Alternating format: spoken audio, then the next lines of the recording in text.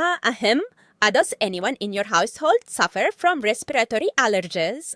Due to persistent symptoms, you have been advised to use an inhaler or puffer. Is this the right advice?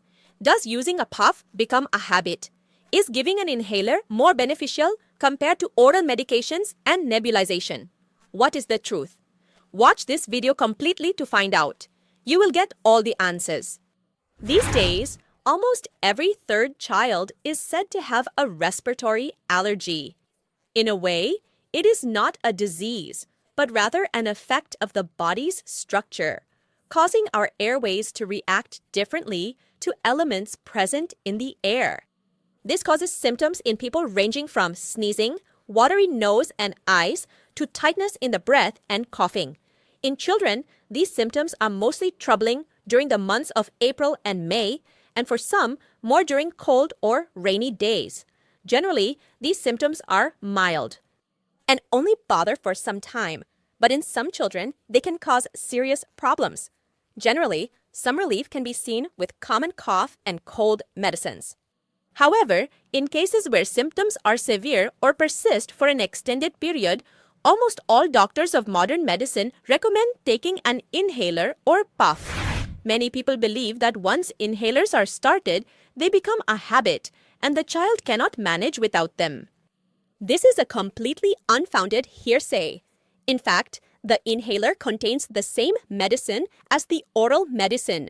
But since the medicine has to reach the blood after being digested in the stomach, only a small amount reaches the airways where it is needed.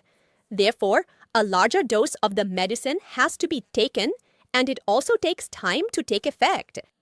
With the inhaler, the medication is delivered directly to the airways, resulting in immediate effect. Also, by using a lower dosage of the medicine, unnecessary side effects are not observed. Now it is understood that inhalers are better than oral medicine, but with a nebulizer, the medicine also goes directly into the airways. So what is the difference between it and an inhaler? There is a difference.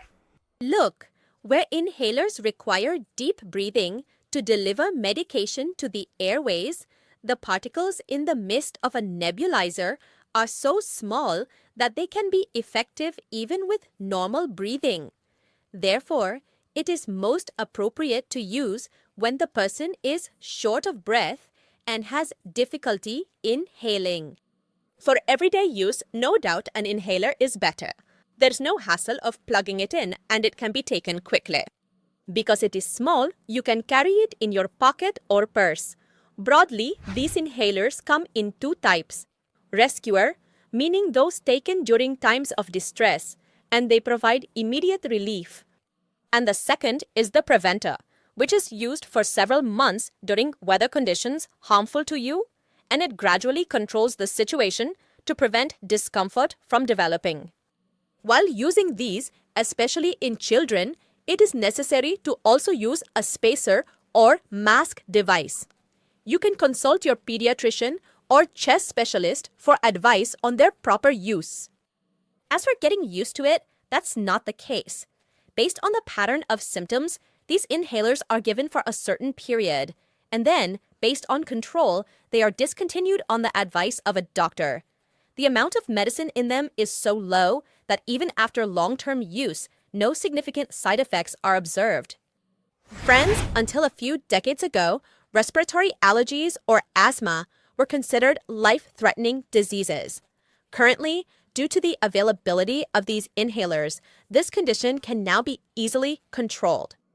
Do not endanger your child's life by believing hearsay. Be responsible, be informed, stay aware, and stay safe. Keep watching. Bye.